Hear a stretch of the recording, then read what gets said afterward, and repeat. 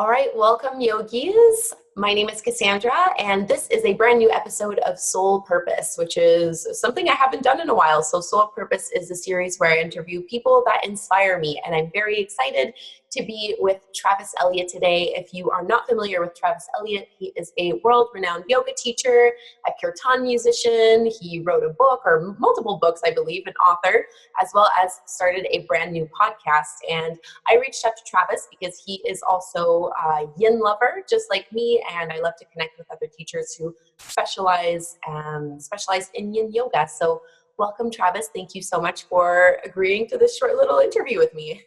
Thank you so much for having me on. And I just want to give you a shout out of gratitude for your contribution in the yin world with your beautiful yin book. And yesterday, my 7-year-old son and I did one of your YouTube classes. Oh, really? On yin. Yeah. So we did a 45-minute deep hip stretch, I think, with you. So Nice. it's awesome to be with a fellow yinster.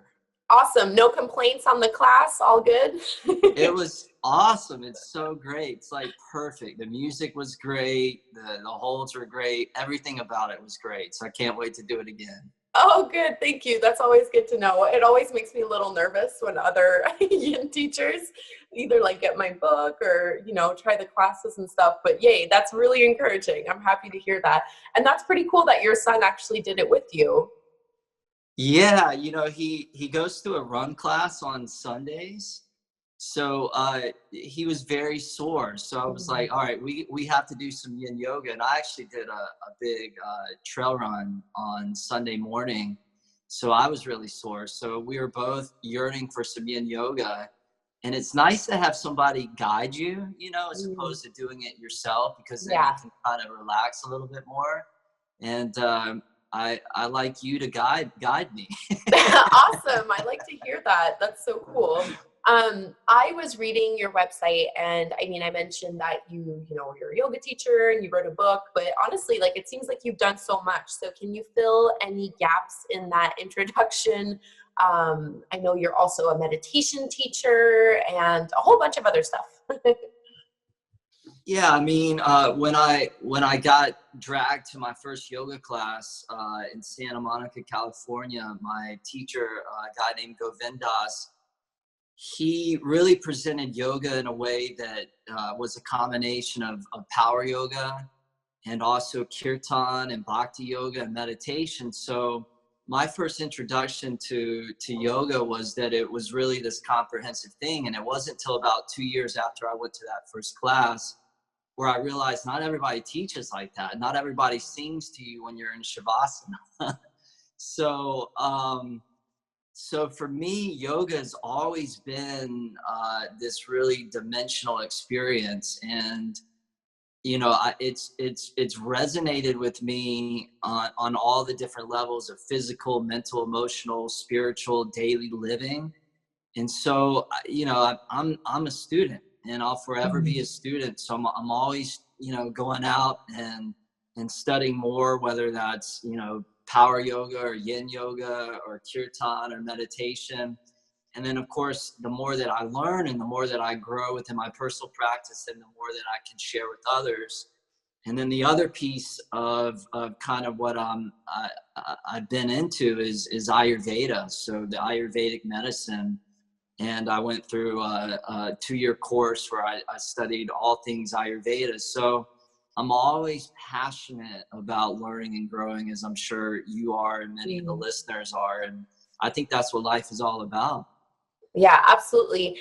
How long ago was that first yoga class? How long ago did you start practicing yoga? That was about 15, 16 years ago. Awesome. Yeah. So you've really seen yoga change and evolve, right? Oh, totally. Yeah. Even in the last 5 years, it's changed so much. And I think about some of my teachers like Brian Kess and some of the, original yin teachers that inspired, I'm sure, you and myself, Paul Gurley, Bernie Clark. Yeah. Yeah. just, how much things really, really have changed. It's crazy.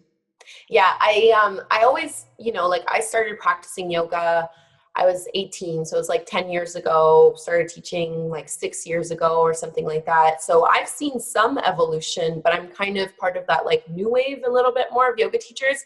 And I always like to go and speak to teachers who've seen the evolution where now we have yoga online, and like it's really like changed the way that this modality is presented and offered.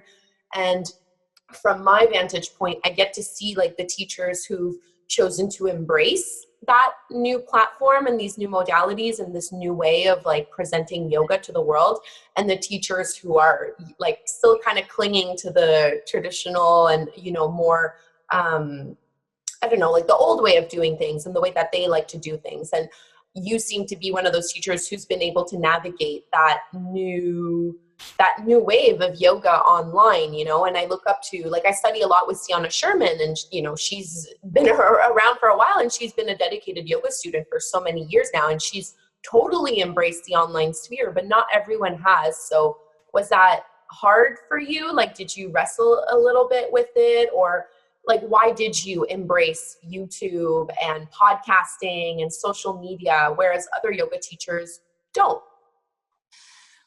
Well, there's a lot that I have to say about that. I'll start with this. I mean, the first thing is that we all have a message, and we all have a gift to share. We all have a purpose, and that purpose needs to be heard, and it needs to be felt by other people. So if you're not putting yourself out there, then the message isn't going to get out there.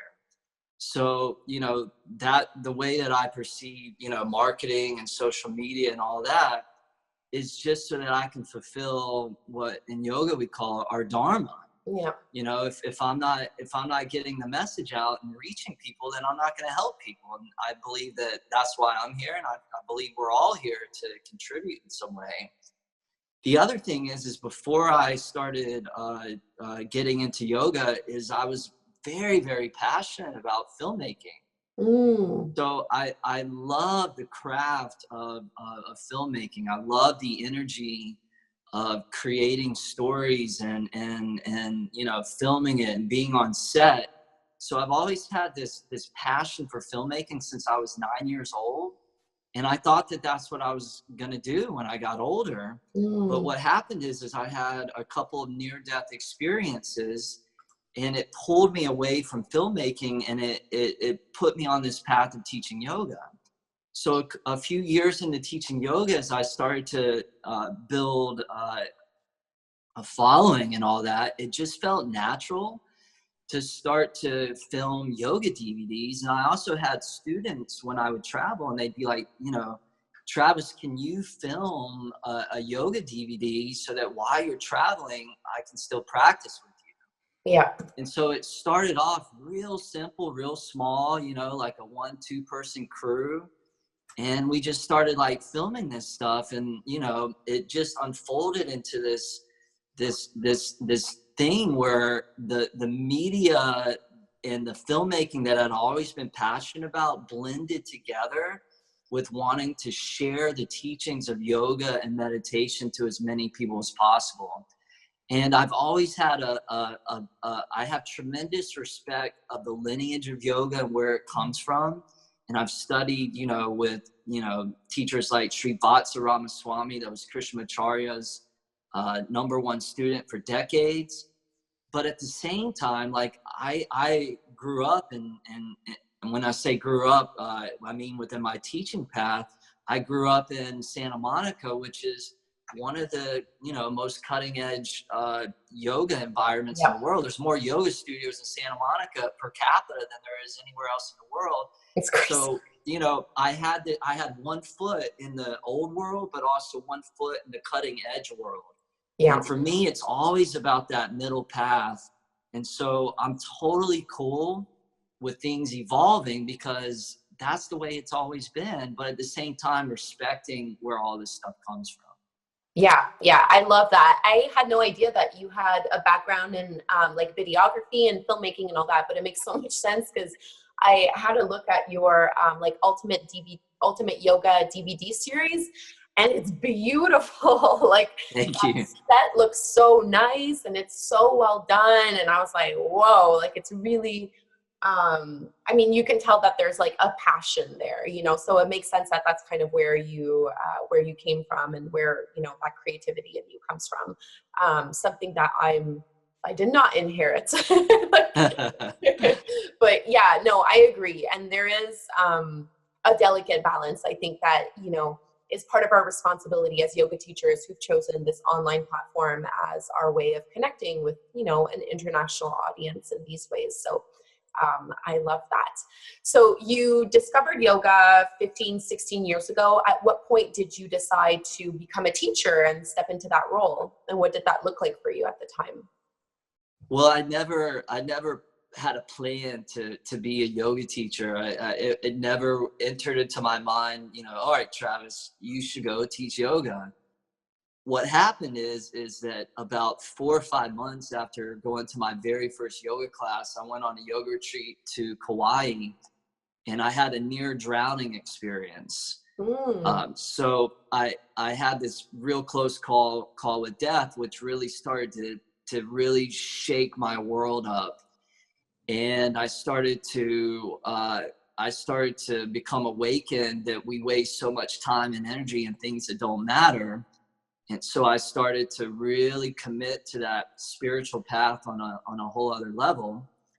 And then about a year after the near drowning experience, I was in Thailand on another yoga retreat. I was a student on that retreat, and I was having all these amazing spiritual experiences, like, you know, my body dissolving into light, you know, seeing zillions of light particles, and, you know, just amazing blissful experiences.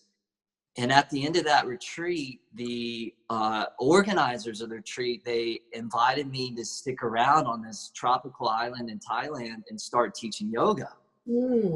So I'd never done a teacher training. It was never part of the plan. Like, I was this passionate person in filmmaking, but I knew that I was so passionate about yoga. I was in paradise in this, you know, Thailand island. And I knew something within me knew that this was definitely the way to go. So I said yes. And I was so nervous in that first yoga class. And I remember having the students in Warrior 2 for like 15 minutes because I didn't know where you would go to after Warrior 2. So it was a pretty horrendous class and not the best of beginnings. But what happened is about a week and a half after I started teaching yoga, and I'd fallen in love. Like, I knew by that point after teaching, you know, several classes that this was all I wanted to do, is that we got hit by that big tsunami in 2004. Oh. And so I almost died again. So I had 2 near-death experiences in the span of about a year. Wow. So that was radical because, you know, I took for granted that this island and the people on the island were going to last forever, and this tsunami wiped it all away just in the blink of an eye. So I remember being on top of the highest point on that island the afternoon that the tsunami hit. And I made a pledge to the universe that I would come back to Los Angeles and that I would dedicate my life to spreading yoga and meditation to as many people as possible. And so that's how I started teaching. And when I got back to LA, I started teaching to, you know, 1 or 2 people in a martial arts studio. And then things just kind of grew from there. I love these stories of like humble beginnings, you know, teaching to 1 or 2 people or keeping people in Warrior 2 forever because you don't know what comes next. Like I definitely did the same kind of thing. So it's really comforting to hear because you look at you now and I mean, you've done so much, like you've really accomplished so much, and you have this like really wonderful, you seem to have this really wonderful business sense and like a strong entrepreneurial spirit, which I really admire in people. I think it's like such I don't know, it's really nice to see like that flame, you know, burning, where people have like a passion and ambition and they just kind of go towards what they want. And I love that you do so many things like music and yoga and meditation and writing, and it's really inspiring. So is that kind of where it comes from? Just this having these near-death experiences that gives you the fuel to just kind of go and, you know, keep moving ahead and keep taking on new projects and growing the business and all that kind of stuff? Yeah, I mean, the message of spreading yoga and meditation to people as a way to help them grow and evolve and alleviate unnecessary suffering and to bring more health and happiness into their life is really the essence of it all. And, you know, a lot of people have conflict around spirituality and business, or Yeah. spirituality and money. And what I realized, that I also had that same conflict for the first couple of years of teaching yoga. Like, it felt weird to be doing this thing that I loved, that was spiritual, but to also make money back. And I had to really go inward and examine what that conflict was about. And what I learned is that this idea of abundance applies to all things. We can have an abundance of love in our relationships. We can have an abundance of finances in our bank account. We can have an abundance of spirituality within our life.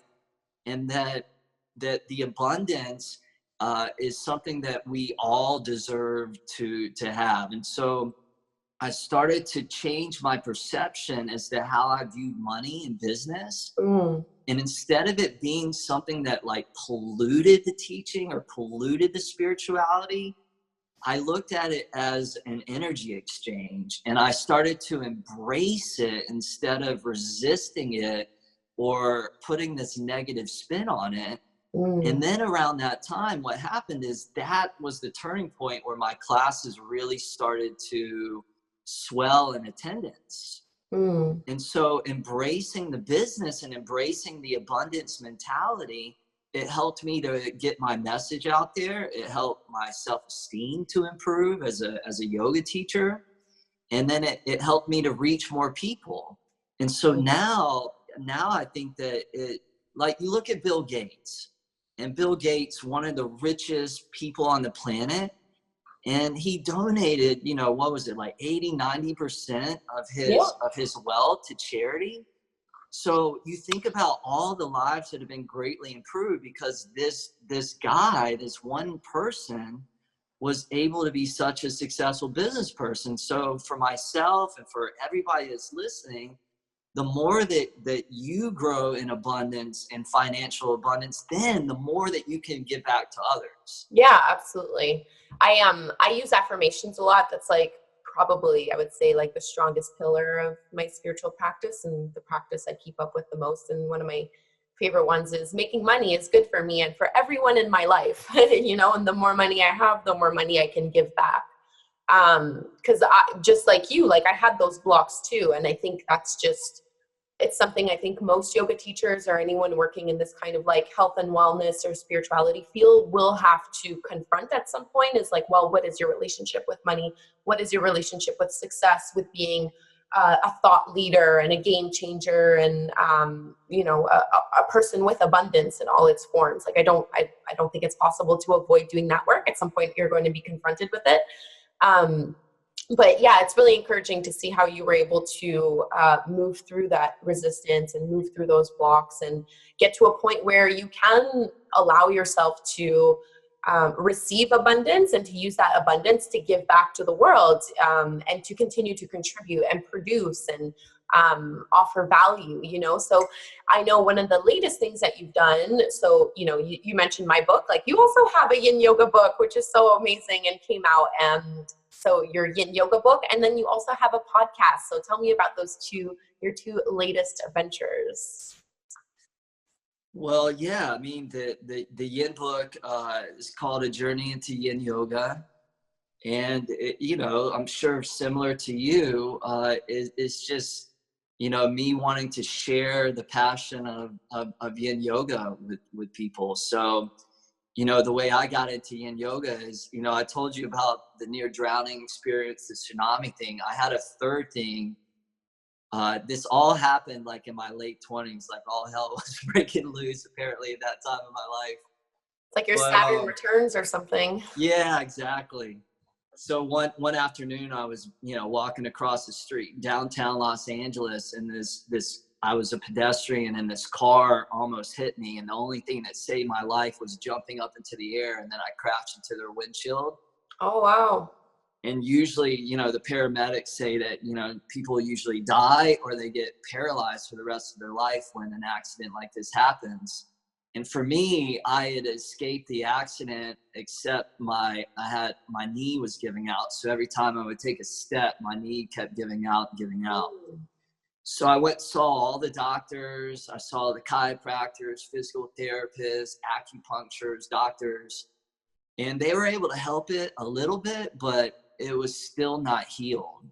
And it was only through yin yoga that I was actually able to heal my knee. Yeah. And not only was I able to heal it, but it was actually better than it was before the accident happened. So that's how I got into yin yoga. So, eventually the opportunity came from this publisher, Human Kinetics, to write a book on the subject of yin yoga. And so, yeah, did that last year. And now we just launched a podcast called the Be Ultimate Podcast. And the Be Ultimate Podcast is really, it has to do a lot with kind of what we've been talking about in this conversation, about daily inspired living. And, it's these thematic talks that I give that typically last 20, 30, 40 minutes, because I think a lot of people are yearning for stories and talks of hope and positivity and techniques and science and strategy that can really help them navigate the world and to navigate the loss, the gain, the pleasure, the pain, the praise, the blame with more nobility and more equanimity. And I think within all the challenges that the world and humanity is facing right now, people are thirsty for this kind of content. Yeah. And so I wanted to, start this podcast as a way of just sharing very humbly what I can with people that are into that kind of content, people that are looking for a weekly dosage of inspiration. And the name of the podcast is the Be Ultimate Podcast, because ultimate means to be the best imaginable of its kind, which for me is what life is all about. It's about being the best that you can be physically, mentally, emotionally, and spiritually. I love that. Sounds like you're very busy. And so when you said at the beginning of the podcast of this interview that you and your son did my video, I was like, I didn't know you had kids. So I'm thinking, like, what does that look like for you? I don't know, the like married dad life and this entrepreneurial life. Like, what does that kind of balance look like for you? Well, the family component of life is really, really, really important, because, as a yoga teacher, somebody who's out in the public, you go out and you're on such a high, you're teaching these classes or these workshops or these conferences, and you're around people, and people are sharing their gratitude about how you've changed your life. And then, when you're on the road, you go back to your hotel and it's just you. And it's silent and quiet and you're with yourself. So it's such a weird sensation of being at such a high of stimulation. And then, I don't want to say being at a low, but definitely the pendulum swinging to something where it's much more of an inward experience. Yeah. And so the family component is so grounding and nourishing, and I think key within just coming back to the things that really are important and meaningful. What I learned when I almost died is, like, it doesn't matter, how much money you have in the bank account. It doesn't matter, how many, followers you have on social media. What really matters is your relationships. And so for me, you know, I have a son and I have a daughter and I'm married, and you know, that brings me back to the things that really are important and really are meaningful. So, you know, but at the same time, it's tough to find the balance between everything: career, creating the content, you know, giving to the family, you know, because every time you say yes to one thing, you're going to say no to something else. Exactly. Yeah. But, you know, I'm a work in progress, and, you know, I'm always learning to be a more efficient human being, and to plan and to be strategic and to be careful now, especially with what I say yes to. That, you know, Denzel Washington, he said, you know, that his success had a lot to do with the things that he said no to, not the things that he said yes to. So I think, you know, you don't have to be like a super uber successful person to resonate with that. Like if you're saying yes to watching a binge session of Game of Thrones, then you're saying no to, like, you know, doing a bunch of yoga or meditation or Yeah. whatever it is. So you have to be careful what you're saying yes to and what you're saying no to. Yeah. Yeah. I love that. And it is good to have like family as an anchor for that person. Yeah. Like I really, really resonate. And I think a lot of teachers will, you know, when you have some kind of following, when you have people, you know, giving you all this praise and all this validation and like pumping up your ego, and you know, because most of my students, they're online. I don't actually get to meet them in person unless they come to my retreats or unless I do a workshop somewhere in another city and things like that. But so when I do get to meet these people, it's like they've had years to get to know me, but this is my first time meeting them, you know, and it always kind of throws me off balance when I get that feedback of you've changed my life, or I'm your biggest fan, or, you know, I feel like you're my best friend. I practice with you every day. And I have to, like, I need to anchor myself in the people in my life and like ground myself with the family and friends that I have around me for like that perspective and reality check, because it's very destabilizing and it's so foreign and so strange, you know, and wonderful in all the ways, but it's like such a roller coaster of emotion. And it's, yeah, I definitely need to like zoom out of myself and get a higher perspective of like, okay, this is just, you know, someone's opinion. Like I can't, because if I'm taking that praise and I'm taking that validation, that means I also have to take in any kind of criticism and hates that I might get. And I don't really want to take that on. So that means I don't really want to take on the praise either, you know, like I need to be able to stay grounded and have my own image of myself and, you know, find my sense of self-worth from within versus of what everyone else is saying about me. You are, you know, you mentioned you're in Santa Monica, and that's a super competitive, I would imagine, super competitive city to be a yoga teacher in, with the abundance of studios and teachers who are flocking to that area. So how do you deal with it? Like, how have you made yourself stand out from that sea of other teachers and from the sea of newly certified teachers who are getting certified every day, it seems? Like, how does that work for you? And what kind of advice would you give to teachers who are just now getting certified and trying to find their own path in this yoga career?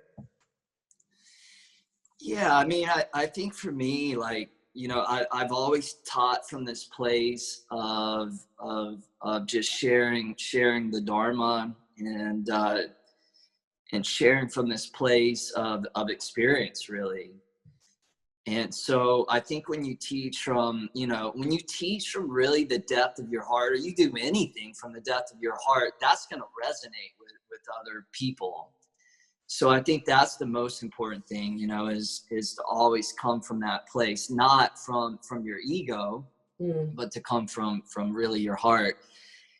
And also not to get swept up within what everybody else is doing. You know, it's almost like you want to just have your blinders on, Yeah. and just like, the only people that criticize and bitch and complain about other teachers, like, are the people that have time to do that. Yeah. Like, if you if you're living your dharma, you're too busy to be consumed by what other people are doing, and you're too busy like to criticize what other people are doing. So I think, you know, if you focus, you got to focus on what you have control over and stop trying to put any attention to what you don't have control over. And what you do have control over are your actions. So focus on that. And, you know, if you're just starting out, the biggest thing is the more that you can practice, the more that you can get on your mat, the more that your students will feel that. Like, I know for myself, the times in my life when I haven't been practicing yoga as much for some reason, like the attendance seems to dwindle. And then when I'm practicing more and I'm practicing every day, like, you know, the classes seem to like swell up. And so I think there's an energy that you're tapping into the more that you practice. And, you know, I teach a lot of teachers. Like, a big thing of what I do is I teach other teachers. I do a lot of training. So I've certified a lot of people in Los Angeles and around the world. And the thing that where I see, I've had teachers come through trainings and they taught like an awesome final class, and now they're nowhere to be seen or heard from. And then I've seen teachers come in and they taught their final class and it was mediocre. There was nothing special about it. Yeah. But they've gone on to really make a name for themselves. And so I think the ones that have become successful are the ones that really have the courage and the commitment that it takes to do this. And also the ones that practice consistently, and the ones that are always studying. Yeah. So they're always going, they're doing more trainings, more workshops. And the ones that don't do that, you know, unfortunately are the ones that are going to get left behind. So I would say all those things. And then also to make peace with the business aspect of it. Because if you're not able to sustain yourself and your family, then you're not gonna be able to endure through it. So you gotta make peace and have that healthy relationship that, hey, look, I'm showing up to teach or to create this content, and in exchange, I deserve to get money or value back in return, so that you get that even flow of abundance and energy exchange. And then lastly, the biggest thing is your mindset. You know, if your mind starts going into competing, comparing, into scarcity consciousness, then that's what you're going to create. That's the world that you're going to shape for yourself. So you have to daily come back, like you were saying with your affirmations, to having a mindset that's positive, that's uplifting, that is abundant. And then you will attract more and more of that into your classes and into your career.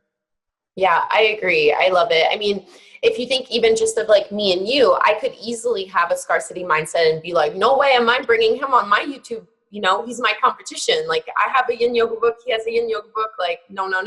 Like, it would be so easy to adopt that scarcity mindset and think that there aren't enough students to go around, or there aren't enough people to go around, or there aren't enough opportunities to go around. And therefore we have to compete in order to get what we want. But like, a huge part of my work is shifting competition to collaboration. Like, we are all, you know, like I strongly believe that a rising tide lifts all boats, you know, and it's to all of our advantages to look back and look forward and kind of help each other along the way, you know. So I love that that's also a big part of what you do. And I feel like I could really see that. And I think Brian Kest also said that, like, the days that I don't practice are the days where no one shows up. And it's, I don't know why, but there does seem to be that energy where if you didn't have your practice that day, when you go to show up, not only does it resonate in the way that you speak to your students and the way that you lead your class, but for some reason, I don't know why, but people don't show up as much. It's really weird, but I've noticed that also. So I really like that. Are you familiar with the game, the Desert Island game? Like, if you could go to like if you were stranded on a desert island, what items would you have with you type thing? Yeah, I am familiar with that. So I do a yoga version of that. If you were on some desert island or whatever, if you could only do 3 yoga poses for the rest of your life, what would they be? Let's see. All right. Number one. You'd be very unbalanced, but if I could only do 3 yoga poses, Mhm. number one would have to be Sukhasana. So easy cross-legged seated position. Because if I'm stranded on a desert island, I might as well become enlightened. So I'm just going to meditate all day long. So Sukhasana. Smart. I like it. And then number 2 would probably be Tadasana, the mountain pose, because that's going to help me ground and steady and look out at the horizon as I wait for a boat to come rescue me. You're very strategic about this. I like it. You know, I got to be attentive at all times. So mountain pose. And then number 3. I bet I know. Yeah, I bet I know what you're going to say. You know what? Number 3, I'm actually going to say handstand because I'm not a big inversion person. You know, I'd rather spend my time and energy meditating than, you know, learning how to, you know, balance upside down. And so I'm going to choose handstand because one, I'm not a big fan of it. So it allows me to do something that's going to challenge me. And then number 2 is that I get to look at the world upside down. So I get to flip my perspective. And you're going to have to balance on the sand. So it's going to make it really, really, really difficult. So you're going to get very strong. Yeah. to get strong. And it may take, you know, 10 years just to really perfect the pose. So at least that'll keep me entertained for a while. Okay, awesome. That was not, I thought for sure you were going to say Shavasana, but you surprised me with that one. Well, I almost said shoelace or cow pose. That's a good one. Yeah. Yeah. Awesome. That was just a little for fun question. I won't keep you on too much longer. It was so wonderful to talk to you. If people want to connect with you or either, you know, get your podcast, your book, your online classes, the DVDs, or really anything else that we mentioned in this video interview, where can they learn more about you? How can they connect with you?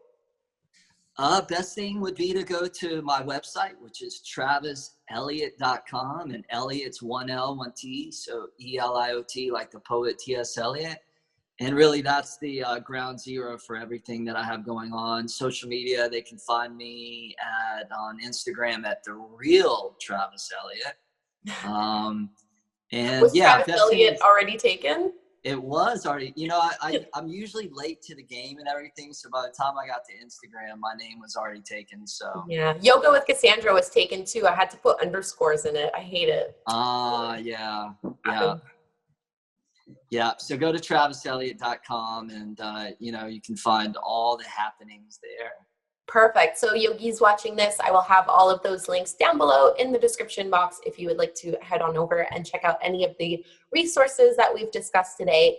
So thank you so much, Travis. This was a wonderful discussion, and it was really nice to connect in this way. And I knew you would be a fabulous guest for this Soul Purpose series. And I really do wish you the best of luck with all of your new endeavors. I'm definitely going to keep following you and checking what these, I don't know, new creative endeavors that you have going on. It's really, I always find it inspiring, you know, when I see other people be inspired, it kind of seems to rub off on me, and yeah, it's really nice. So thank you so very much for making the time. Thank you so much. And thank you for all that you're putting out in the world and the way that you're contributing and all the people that you're touching.